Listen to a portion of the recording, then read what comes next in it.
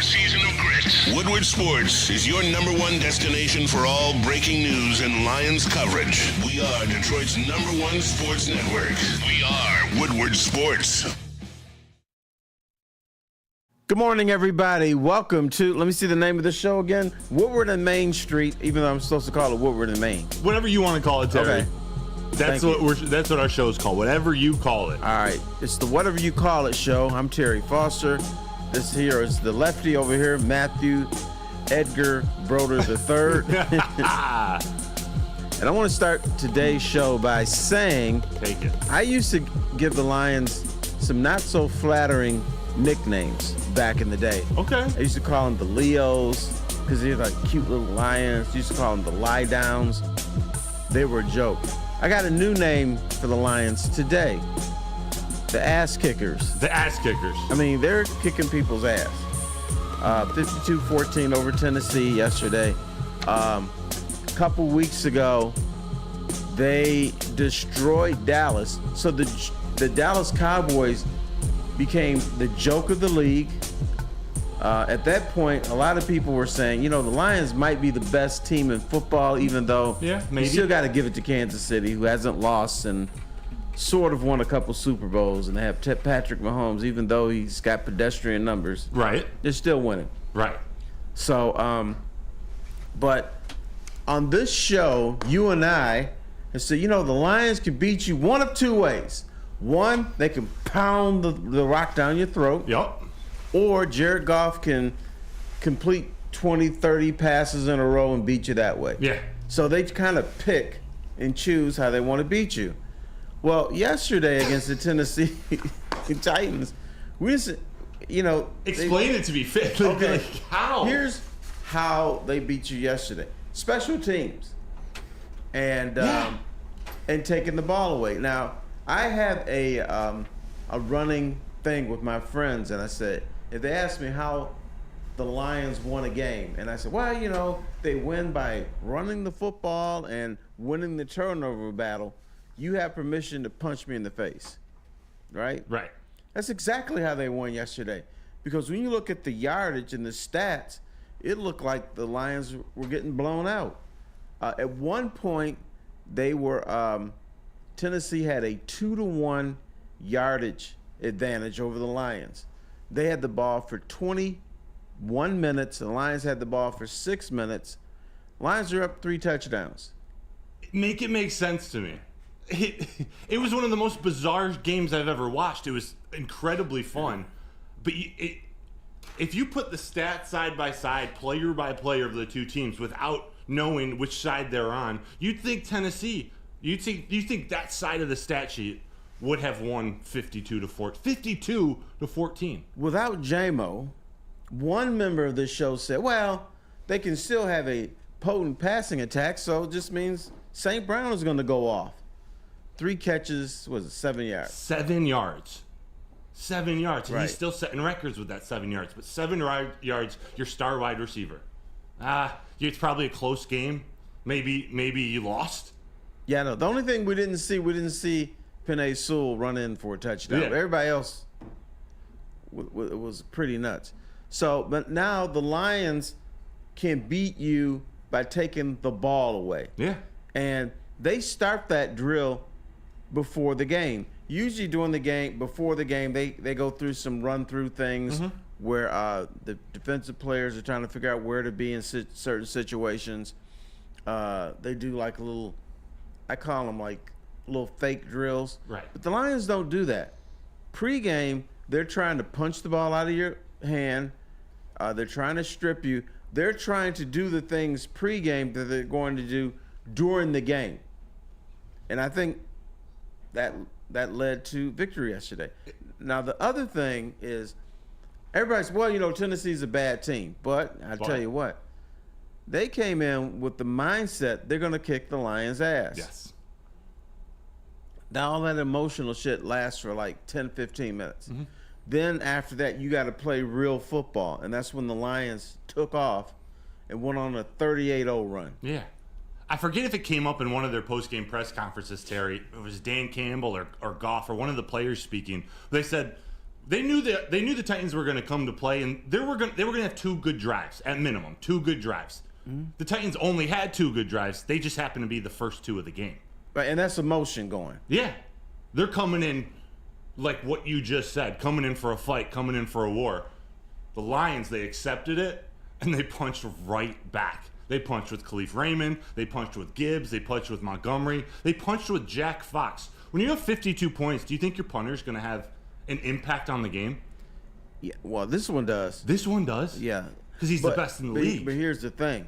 You can come in looking for a fight. When you get punched in the nose that first time, your eyes are all watery and you're staggering. That's what happened to Tennessee. Yeah. And then and their whole season has been predicated on mistakes.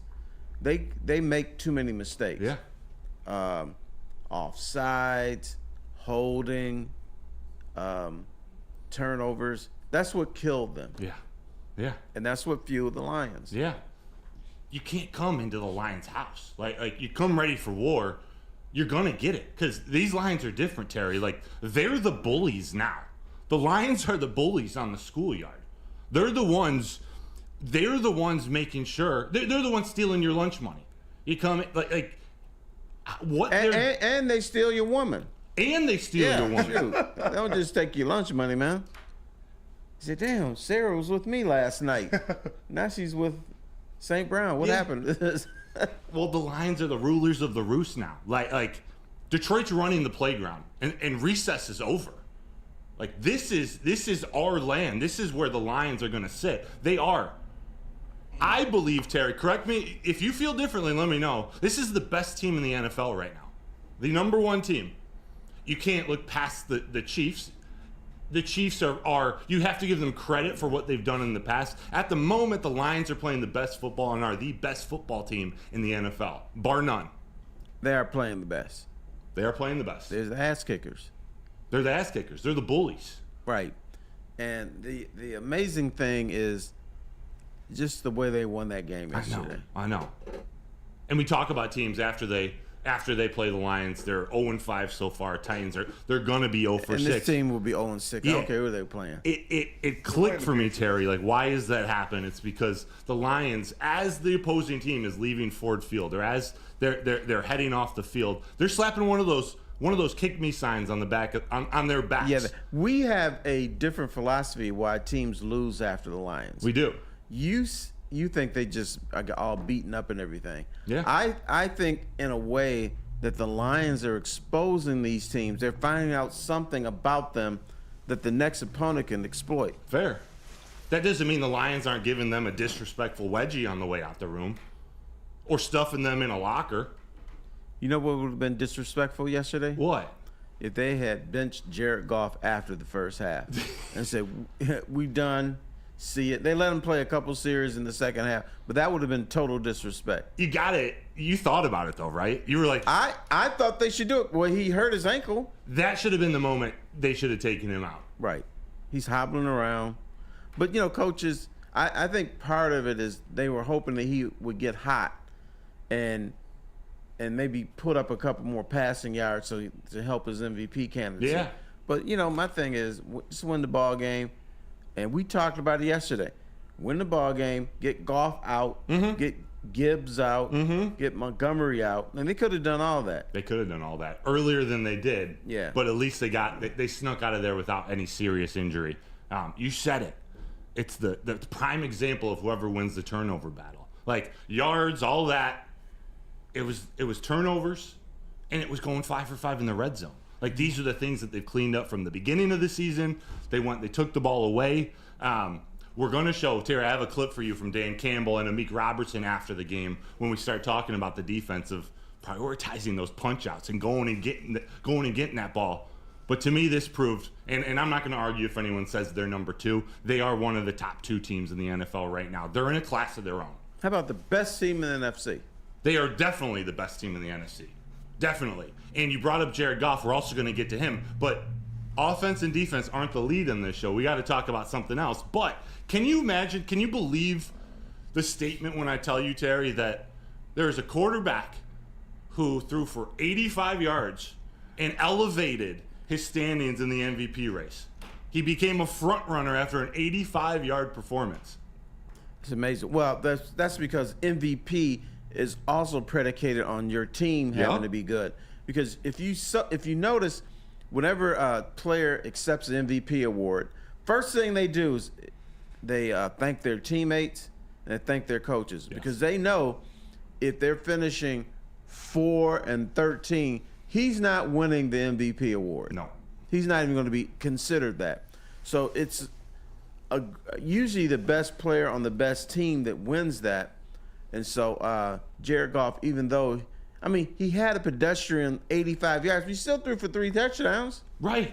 That's the thing. He was 85% passing. Where do I have this? So he didn't put up like the total numbers of yards and whatnot, but it was 80% pass completion percentage, 3 touchdowns, 0 interceptions. That's as elite as it gets. That's all you want your quarterback to do. That's true. You don't need to know the yards. But He's playing simple. when you get the ball at the 25-yard line all the time, you're not going to put up big numbers. That's the thing. And let's talk about that because there's not many games you can lead with special teams. But, Terry, special teams were special. All four levels, all different directions, coverage, return, kickoff, field goals, punting. Jack Fox, Jake Bates, Khalil Dorsey, and the man who got the player of the game, got the game ball, Khalif Raymond. There was another member of the show yesterday who thought Khalif Raymond was going to have a breakout game. We got to keep our eyes on Khalif Raymond.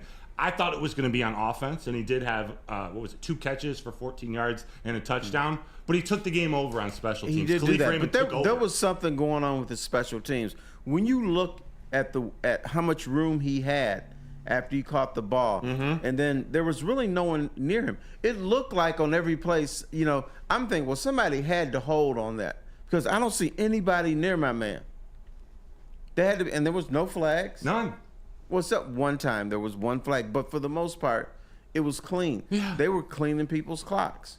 We got to give credit to Dave Phipp as the best, if not a top 3-4 special teams coordinator in the league. But I think we're starting to see the evolution of although it was Khalif Raymond on punt return, even on kickoff, we're seeing this new kickoff take shape. And if you can get a crease, if you can get a hole or set up your blocks in a certain way, it's like running a running play, a rushing play, with how the defense and the offense and the blockers are set up and start. If you get space, you can make some stuff happen. And they had space all day long. Yeah, well, you know what's going to happen What? is if they continue, let's say they have another special teams explosion against Green Bay, people are not going to kick to them. They're going to kick it out of bounds. The little stupid kickoff thing, they'll just kick it. They'll try to kick a field goal and not give them an opportunity. But see, the Lions now, they want to return everything now. They do. Because they feel like they're on a roll there. Because they are. Terry, we've got 6 full pages of accomplishments, records, history making things. Khalif Raymond's involved in a couple of these too. Like he's the only player in Lions history to produce a receiving and punt return touchdown in the same game. You know what? If we read all this stuff, we could that'd be the end of the show. We would just be reading it for the next 45 minutes. There It's pages. reading time, Broder. There are pages. It goes back to 1970. There are records from 1934. Nowoski, Joseph, St. Brown, Goff, Jake Bates, Jack Fox. It's a never-ending list. But we got to give Khalif Raymond his flowers. Like this team, and this I actually think the team took a step forward, if you could believe it, in how close they are in their culture. Because when veterans, especially liked veterans like Khalif Raymond, who have been through the ringer in their career, but have also been through it here in Detroit, and he's a guy who's well respected. They love him in the locker room. He doesn't get a lot of action on offense. He doesn't get many opportunities. You know how you don't listen to people? Why? I don't know why you don't listen to people. Explain. Well, yesterday we were talking about some things on the show, and you're like, oh, really? Did he say that? What, about the bagels? About why there are holes in bagels? Holes in bagels, but... Sorry, I wasn't listening to that. I make fun of you because you always pick the Lions to score 30 points or more. Always. Usually. Do you remember that? I do, yeah. Okay. The Lions, by the way, have produced 30 or more points in 4 consecutive games. Weird. It's the only time they've done so since 1971. 1971? You were not born then. I was not. I wasn't even a thought. I don't think my parents didn't even know they existed. I think I was in middle school. You were in middle school the last time they scored 30 points 4 times in a row. Right. Bam. Bam. I think I was at Nativity Lutheran. I was just a little fella. Mm-hmm. So that's the last time that happened. Let's go to sheet number 2. I mean, that's just the first sheet. Right. What do you want? Scored 50 points in a game for the fourth time in team history. All right. Here's one of my favorites. In October, Jared Goff completed 52 of 65 passes, 80%. Jesus. For 680 yards, 8 touchdowns. You know how many picks? How many? Zittis. And you say turnovers, takeaways, that's the difference in these ball games, right, Terry? Right. Hit me with more. In the NFL, we break down games so much. The line has to do this. You need a pass rush. You need all this. And we just throw all this shit out, right? Yeah. The bottom line is if you don't turn the ball over, you win. Simple as that. Right. Simple as that. That's what makes up for if people are looking for yardage out of Goff passing, forget about that and go turnovers. 10 touchdowns this season, 2 turnovers. Right. That's what's leading the Lions there. Now, I don't suggest trying to win games by not gaining any yards. Right. But at least for one game, they just show you don't need your offense to be humming. And Jared Goff, after the game, after scoring 52 points, said, you know what? I think there's a lot of meat we left on the bones. Right. Well, they did. They left a lot of meat on the bones. Both he and Dan Campbell said, if we're being honest, we have a lot to clean up from yesterday. Yeah. Talking about the offense. If the offense was on all cylinders, they would have scored 80 points. Minimum. Minimum. While the total offensive yards don't look great, there are hidden yardages. Like, I'm trying to figure out, how does this happen? Like, how does the result match what we see on paper? And it's because outside of the offense, there's 300 plus yards of hidden yards in that, of kick return and punt return yards, of interception return yardage. The Lions were going up and down the field all day long. It just wasn't always the offense. Right, absolutely. But, here's the thing that I've seen in 2 of the last 3 games that you don't see very often in NFL. When 2 teams play, a team wins. One of them do. Yeah. They're just a little bit better. The Lions have cut the heart out of the Dallas Cowboys and the Tennessee Titans. And I don't care how bad you are, that's very difficult to do. It's where this team has quit. Or they don't have that same enthusiasm. They're like, oh man, these dudes are still coming at us? Really? I don't want to deal with this. They're bullies. Yeah, let me go home. Yeah. That's Dan Campbell walking over to the coordinators before the game and slapping their game plan, slapping their playbook out of their hand like it's their backpack. Sorry, this is our house. Oh, yeah, and Aaron Glenn yelling at folks on the sideline. Yeah. Giving them noogies of humiliation. Right. Sorry. Right. Sorry. And it didn't look like that from the start of the game when Arden Key and Jeffrey Simmons and the defense, they came out on an attack. But the Lions just answered right back. It's Goff. It's that offense. Let's talk about the running backs. But the offense, this is one of my favorite stats. In the last 5 games, they've scored 24 offensive touchdowns, and they've had 19 incompletions. 24 offensive touchdowns, 19 incomplete passes in the last 5 games, excuse me. Yesterday, it was 6 different guys to score touchdowns on offense in a game dominated by special teams. David Montgomery threw a touchdown. Jared Goff, 85 yards, 3 touchdowns, elevated in the MVP that race. Does not make sense. It doesn't, man. Ben Johnson, he's so ahead of his time. It's like his parents haven't met yet. Shout out to Big L. What he's doing out there, crafting these schemes. Hitting St. Brown, you're on the half-yard line. Of course they're going to run it with David Montgomery and just pound it in. No, play action. I'm going to call bullshit on one of these stats. On what? It says Jahmyr Gibbs is the 4th player in NFL history to average at least 5 yards per carry in 6 straight games, joining Adrian Peterson in 2012, Chris Johnson, and Franco Harris. What's bullshit about that? I tell you what the bullshit is. Barry Sanders averaged 5 yards per carry for his career. Yeah, I was going to say, Jamal Charles at one point was also averaging 5 yards a carry. So I'm calling bullshit on that one. You know, I can't argue with you. Like, I'm just saying. I don't know what to say. I think what happened, Lions PR just, let's just throw stuff out here. Bah, bah, bah, bah, bah. Yeah, there's got to be some nuance to that. Who knows? But he is also the first Lions player to produce a rushing touchdown of 45 or more yards in consecutive games since Dutch Clark back in your day, Terry, 1934. Will you stop The it? days I'm of not that Hank damn old. Greenberg. The days of Hank Greenberg, man. The Maz days. And If you don't watch yourself, you're going to get another lecture on high top black football cleats. that's you just with your cane, whip me over the side of the head. Lefty. Right.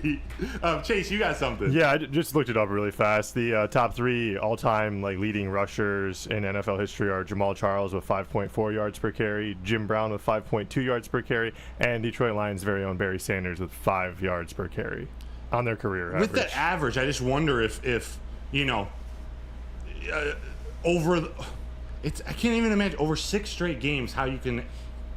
They had a couple bad games and a couple really. I don't know. I don't know. This running game is special. I'm not ready to. I'm not ready to move on from Goff yet. I'm not. One last. There's no J-Mo Terry. There's no problem.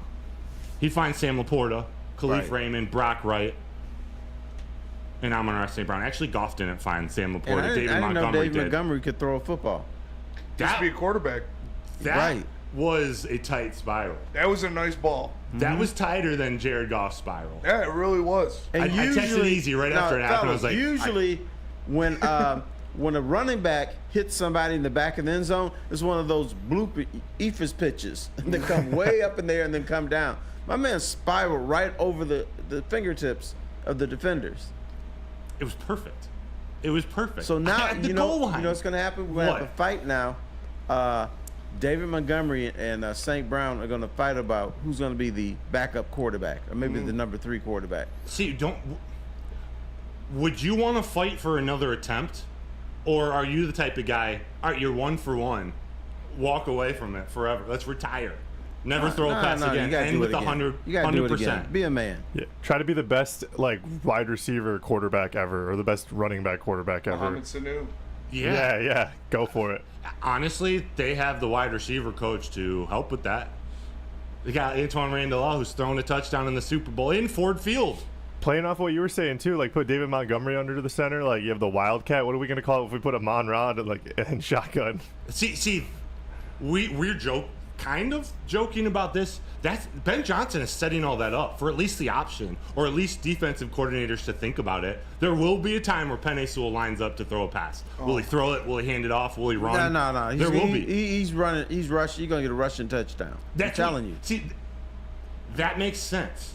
He lines up under center and shotgun. Yes, Penei Sewell is going to run. And that's why he's not going to run.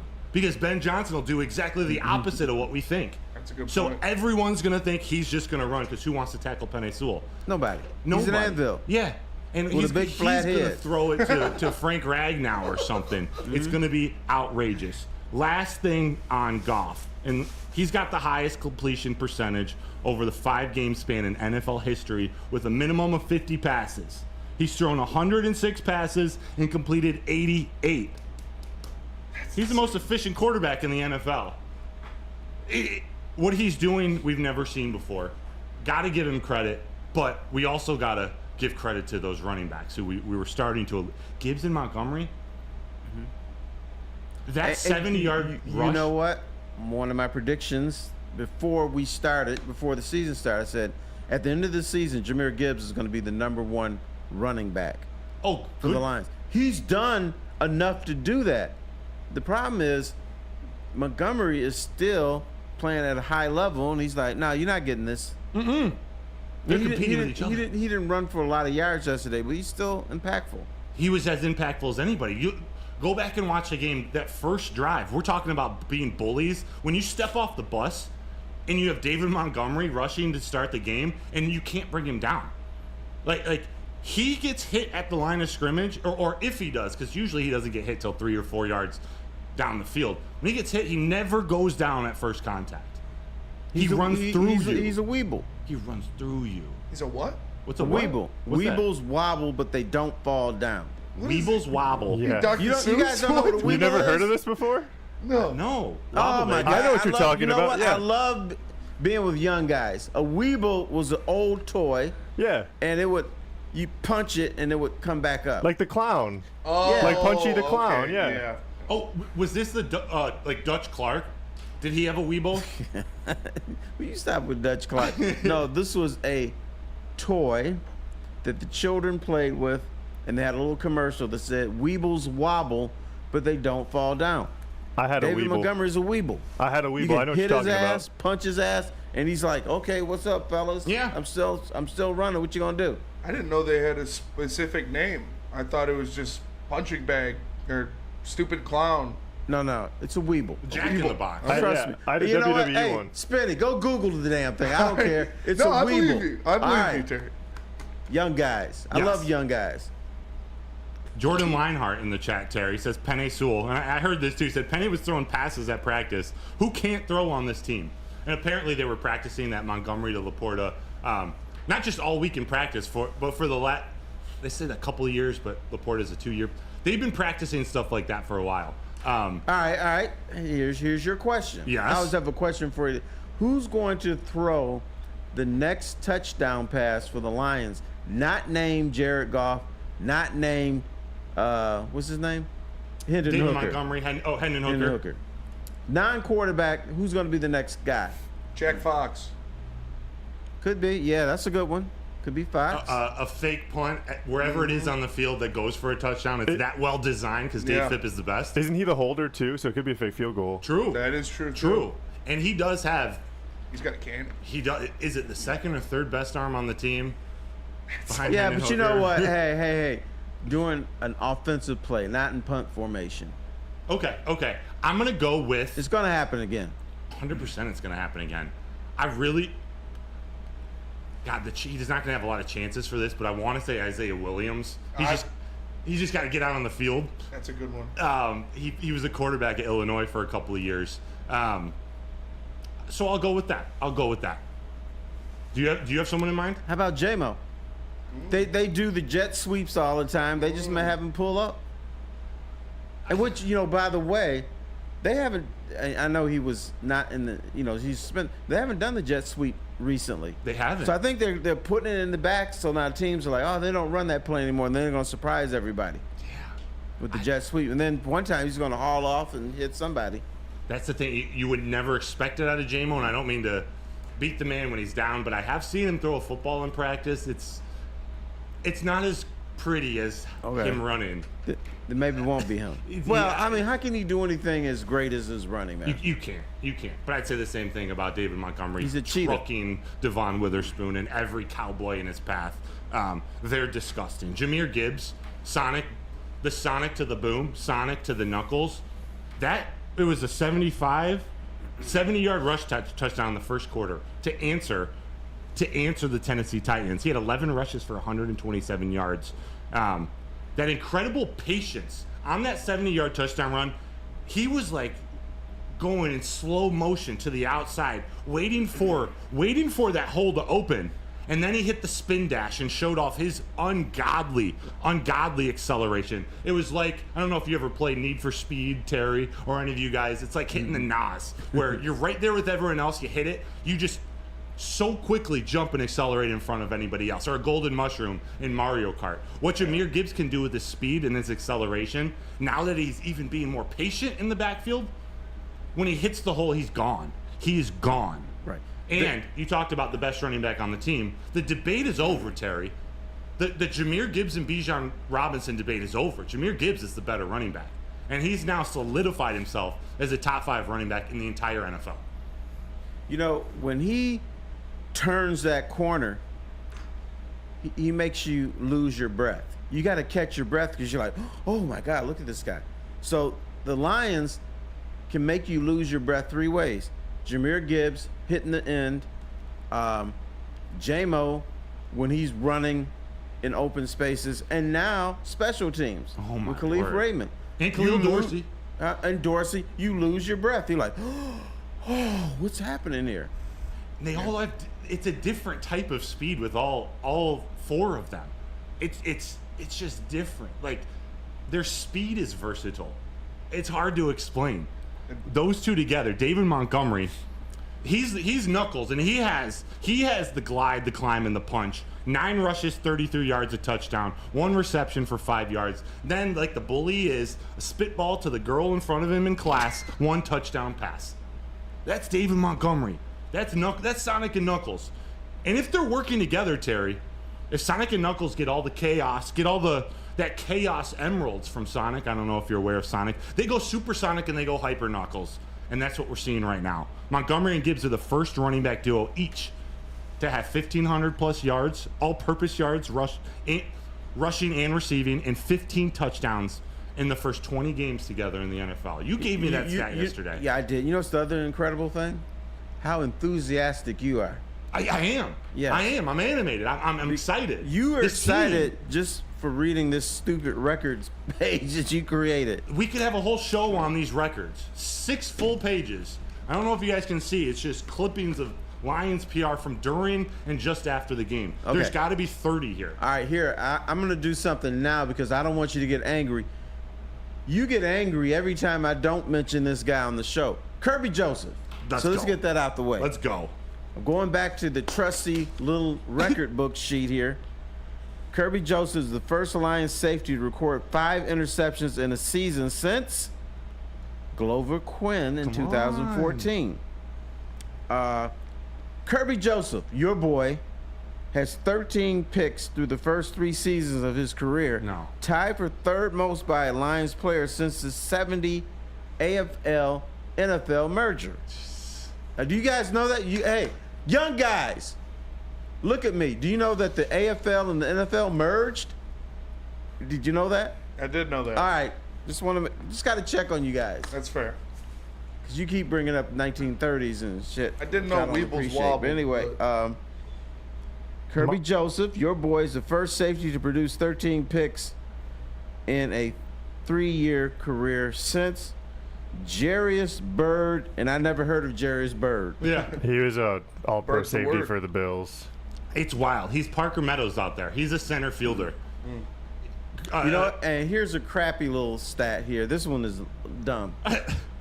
Trevor Nowaski, first Lions linebacker to produce 2 sacks and an interception over any 3-game stretch in a season since Chris Claiborne in 2001. Chris Claiborne wasn't Wow. even that good. Levy never did that? No, it seems like a stat that would be accomplished more. Yeah. It was 2 sacks and an interception in a 3-game span. That's didn't Hutch that's do ju- that? people trying to push something in there. That's, Yeah, that's who cares? But shout out to Trevor Nowaski, pride of Saginaw Valley State. And we don't have enough time on this show to talk in depth about him, but he fits like that's a guy that the Lions didn't want to lose to Arizona last year. They were doing everything they could to protect him on the 53-man roster. They tried to sneak him to the practice squad, and he got sniped. The first chance they could get a guy like that back, who is what most people think a special teams linebacker, and he probably is right now in his career, they go, no, we need that man back. They went and got him. Because he's stepping up in moments like this. He's not Alex Anzalone, but in a game without Hutch, in a game when your defense is depleted, you get a couple Trevor Nowaskis on your team, your defense is fine. It might not be elite. It might not be good enough to win a Super Bowl, to be determined. But it's guys like Trevor Nowaski, Khalil Dorsey. right. Those guys stepping up. I gotta bring my boy up now, Alex Anzalone. Yes. The guy who can't play, the guy who I heard the Lions might DFA or get rid of. The dude can play. Played very I know well. he's a white guy. I know he doesn't have a lot of speed, but the dude makes plays. He sure So, does. so can we end the Alex Anzalone can't play stuff? I'm down. I'm in full support of anything Alex Anzalone. You know, Since even a noticed? couple weeks into last year. My clueless wife even noticed. Did you? She said, we were watching the game. She said, you know, that guy that everybody says can't play, he can actually play. I said, can. yes. I said, I keep telling you that. So you need to listen to your husbands more and not listen to bullshit on talk radio. Facts. The dude can play. And also, your husband is one of the best talk radio personalities in Detroit history. I'm just trying to compete with you guys, the young guys. I'm trying to learn from you, Terry. Thank you. I'm trying to weeble like you wobble, Terry. Yes. I used to be able to weeble. Did you? Yeah, but I can't now. Could Hutch doing a not this Hutch? year? Did not hear. You know he got his the stanky leg. You know. Remember the stanky leg? He did this. You know, Hutch can't do the stanky leg for a while. No. His leg is kind of stanky right now. In that cast. But he was at the game, and that enthused people. It did. It did. You talked about Alex Anzalone real quick. Kelvin Shepard, linebacker coach. We got to give him some more credit. Does he deserve more credit than we're giving him? Jack Campbell had 10 tackles. Anzalone, 6 tackles and a sack. Nowaski. Jalen Reeves-Maybin contributed. Rodrigo, he left with an injury. Derek Barnes, he's out. But, like, this linebacker crew, this room, it's deep.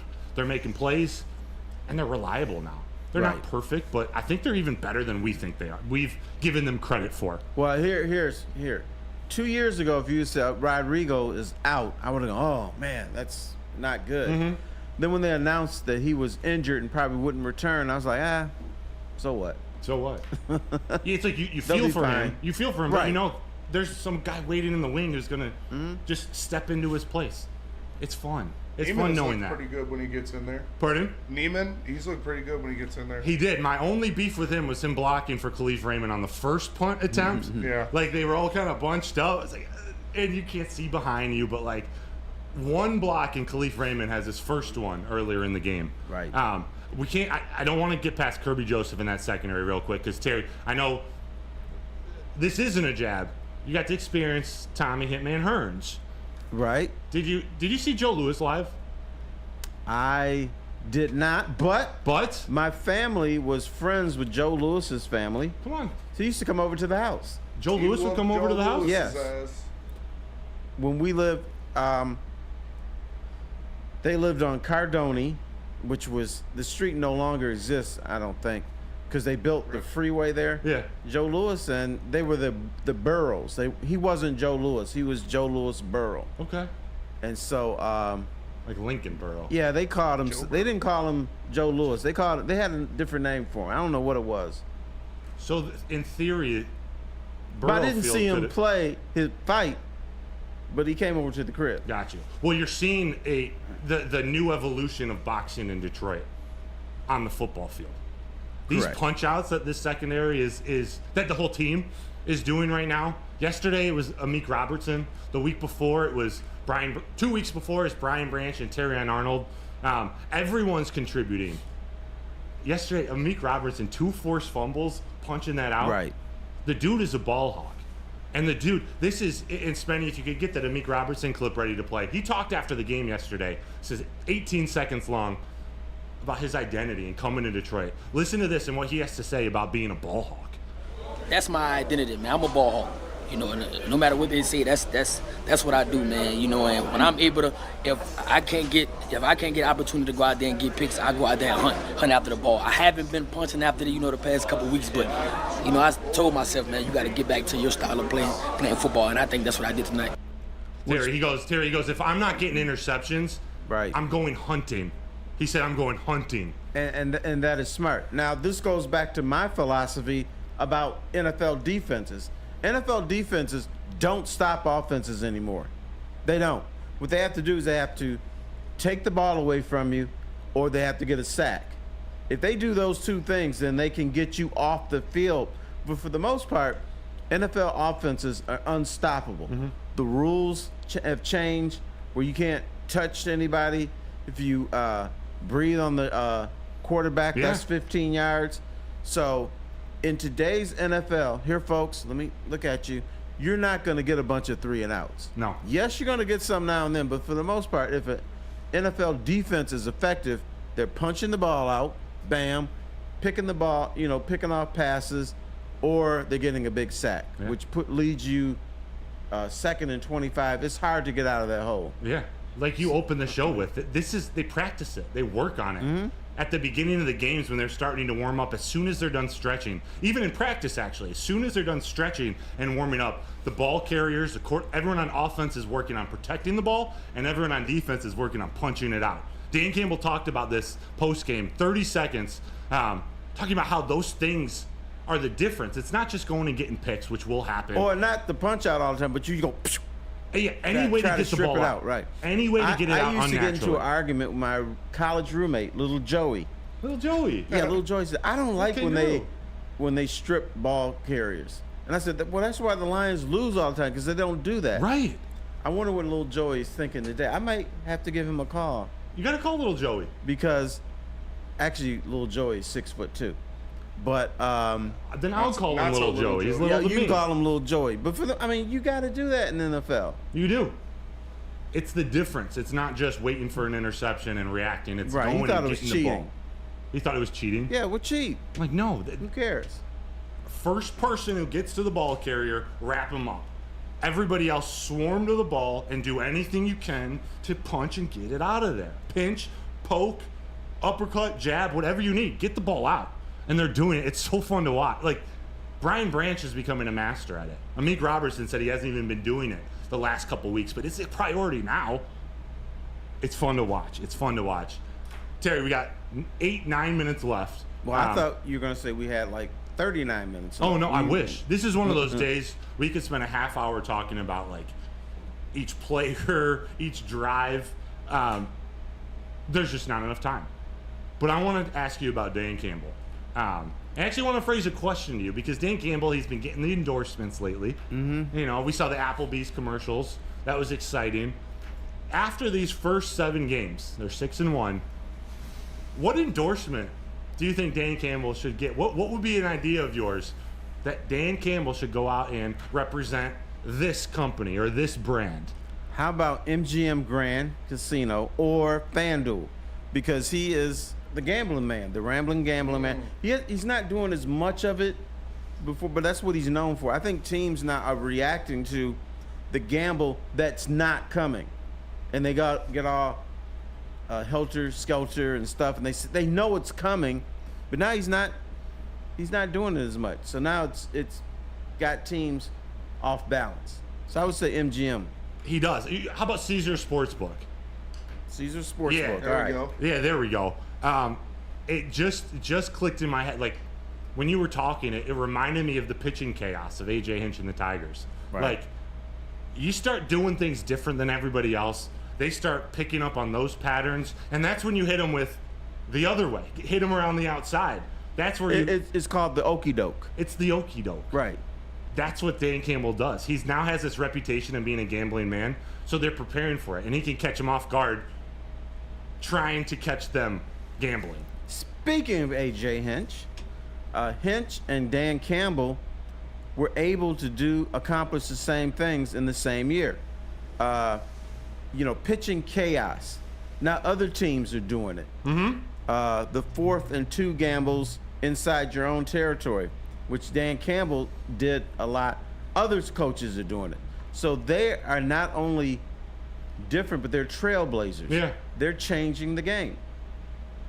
Our coach, our team, the Detroit Lions, they're changing the game. The first time I ever thought about that as like this Lions team could change the game when their requested rules to the NFL in the offseason, it started to be the Lions that were requesting these new things that the NFL approved, and changes are coming. The Lions are forward thinking. Sheila Hamp and Spielman, like we talked yesterday before the game, we're forward thinking. We don't want a genius head coach. We're not going to prioritize going and getting a genius offensive or defensive mind. We want a leader of men. We're going to start culture first.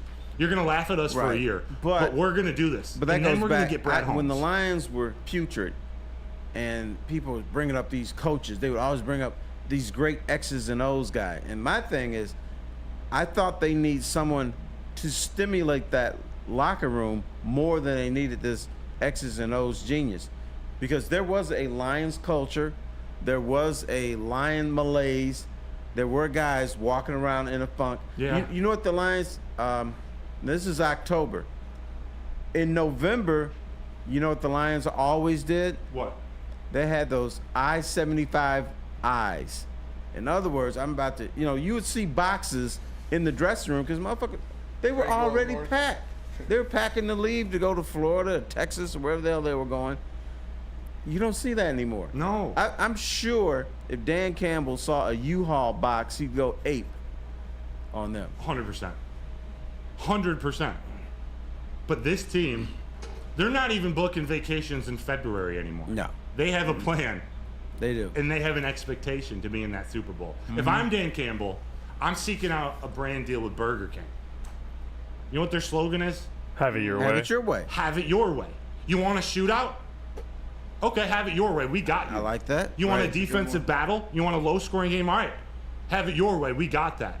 You want some trick plays? Have it your way. We'll match up to that. You want a special teams dominated game?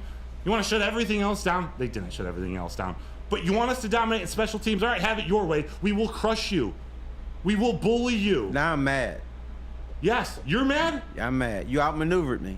I got you. I like that. Yes. My dog. That's a good one. Yes.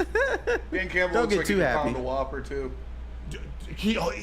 What was that? Like he could Yeah. pound a Whopper? He could pound a Whopper for sure. I bet you he eats 2 Whoppers? Whoppers. The double Whopper. The Impossible Whoppers? No. Triple don't give me Whopper. that. While No, he's no. drinking wine out of a glass, while he's drinking wine out of the bottle. Sorry. He's not drinking wine. He's doing shots. Come on now. Doing shot. What do you think Drinking Chris beer. Christie feels like today? An idiot. Bro, Lions are the bullies of the NFL. I wonder if Chris Christie is a Titans fan too. I doubt it. He's He- from New Jersey. He's a whatever Jerry Jones He's a fan Cowboys is. fan, Yeah. Loser. He's a little Jerry Jones little bitch Say boy. it. Little Yeah. bitch boy. He's a bitch boy. You can say it. Yeah. He is a Don't be bitch boy. afraid. Absolutely reprehensible. Gosh. Oh man, loser. MCDC, this is the leader. We could talk pass rush if you want. We got 4 minutes. We could talk anything. Any final notes, Terry, that you want? I still can't even explain that game yesterday. I can't either. But I'm still concerned about that pass rush. At some point, they're not going to be able to schematically overcome that. But you know the other thing is the defensive backfield is playing great. They're playing great. They are. My man, they worked on Hansy. Terry Arnold. Aaron is not as handsy as much. He's in position. And I think during the bye week, they say, okay, here's some things we can work on. Yeah. And I think a lot of it had to do with footwork. Because he's always there. He's always there to make a play. Unfortunately, what he would do, he'd grab your Yeah. shoulder pads or grab something. Handsy, if you're in the area, just block it. Just knock the ball down. You don't need to be handsy. Yeah. But the key to it all is he was always there. Right, he was there. That's not what Lions DBs were like from the Which past. shows you he's going to be very good in time. Yes. Give this Yes. kid some. But even with that, Terry, that pass rush was just like how Kyrie Irving prefers his earth. It was flat. They couldn't do anything. You know what it looked like to me? What? It was coming in slow motion. It was. It looked like. Okay, young guys. Do you? I'm afraid to bring up. Do you guys know what Jello is? Yeah. You know what All Jello right. is. Gelatin. I've Wait, had can Jell-O you do the before. impression of the former brand ambassador for Jello? Don't do that. Is it Shakira? Okay, Jello moves Bill like Cosby. this. Oh. Oh, yeah. Well, it's wiggly, but it moves slow. That's what the Lions pass rush looked like. Jello. Yeah. Just kind of wiggly and moving, but in slow motion. Did it It's have kind of like fruit in Bruce it? Lee. Yeah, just the plain my Jell-O? grandmother used to make me Jello, and she would put fruit cocktail in there. That you get a little grape, a little mandarin orange. I'm not a Jello guy. My I grandma- don't trust Jello. My You grandma. don't trust Jello? Jello is animal fat. I very think. Yeah, it's Yeah, like it's bones and dishonest. like stuff Can't like that. trust It's all You know like what you shouldn't tendons. It's really gross I if you hope think that's- about it. The white stuff inside the Twinkie. The creme. It is. It's crap. It's like animal balls and all kinds of stuff. Well, you guys know that? Do you guys know that vanilla? But it's like, good. The flavor from vanilla comes from like this like sac on like near a beaver's Yeah, butthole. beaver butthole. Yeah, Yeah, it just shows you if you put sugar in anything, it can be good. Yeah. yeah. Yeah, well, interesting. Like they put I don't know what to Broder's say. mustache in a little concoction, spin it around, put a little sugar in there, and stuff it inside a Twinkie. Have you ever seen have any of you guys seen the movie Waiting? Yeah. Back in the day with Ryan Reynolds. And there's a scene where they go through, it's the kitchen staff in the back, and they go through all the different ways that they're what's the word? Messing with food. Messing with the patrons' food, and it's How about a little guacamole for the steak? You can't mix Mexican and continental. You know what? That's Very why dangerous, you know salt what? and pepper. When I'm in a restaurant, I never return food never don't. Oh no. because so you don't like his steak medium rare, huh? Well, What if they mess something up? do a Like, little something. what if you ordered something like without and they put it on there? Are you gonna ask for like, can I get this taken off? No, don't do it. Suck it up. Just suck it up. Yeah? So I'm gonna have it without the hot sauce or without the special sauce today, because I don't trust them. No, because they get mad. They're like, damn, we got everything rolling, and now I got to go back and deal with this plate. They're putting something in your plate, bro. Yeah. I worked in restaurants for a little while, so Yeah, it's gross. Yeah, food service sucks. It's Worked there gross. for like 10 years. When you go into restaurants, go use the bathroom first. If it's clean, if it's spotless, you're in a good place. If it's anything other than that, you might want to get out of there. That's pretty good. A restaurant, Yeah. you can tell a lot about a restaurant by how they take care of their bathrooms. So True. do that. We'll end with that, Terry. Fantastic show. I wish we had another hour. I'm excited to be with you again on Sunday so you can tell me about your cat milking days in Motown and we can talk about the Green Bay Packers. Yes. Oh, It's gonna be another tough game, and the Lions will score 30 or more points. they will. We're 1 minute over, but we got to shout out the Washington Commanders. Thank you. Shout out the Durs. Shout out Tyreek Stevenson for being an absolute clown. Oh, do you know what Tyreek Stevenson was doing before he tipped the ball? What was he doing? He was clowning the spectators, the Yeah. fans. Then he was like, "Oh, the play already started," so he had to run over there to try to get into the play. He got over just in time to tip the game-winning pass to the open receiver. If he had just laid down on the ground and done nothing, the Bears would have won. They would have. He's not going to have a fun week in film. This is going to be they a rough gonna be week on for his Tyreek ass. Stevenson. Also, F the Jaguars and Trevor Lawrence. Yeah. Get your shit together. Green Bay should have another loss. But what are you going to do? Regardless, the Lions, to me, are the best team in the NFL, Terry. You have them number 2. We got Green Bay next week, followed by the Texans. It's going to be a fun little stretch. Lions 6-1. Everyone, this was Woodward and Maine. Tune in to Wake Up Woodward starting at 8 a.m. here in 8 minutes. And Got they Big will D- wake you up. They will. They will. Kool-Aid's going to be on that desk, and he's going to be fired up. they're at Feldman today. They're at Feldman today. So he's going to be at Feldman. So he's not going to be in this year. What that means is, like, I don't have to feel bad about going 2 minutes over because they're setting up there. And I was going to stay for Well, a I little got to go crosstalk. because I got my physical today. Yeah. So I'm going to see what the doctor says. Well, I hope everything goes well, Terry. I think it's going to be cool. Good luck. Fingers crossed. Thank Good you. luck. For Chase, thank you in the sound booth. Spenmo Rax, Spencer Raxter, who you can see on Big D Energy. Maybe not today? Are you Not on today? today, no. Not today. Every day on Big D Energy from 11 to 1. And then Woodward Heavyweights from 5 to 7. Terry Foster, this is Detroit Sports pleasure, Media Legend. young man. My name is Matt Broder. This was Woodward and Main Street. We'll see you Sunday morning at 8. Bam.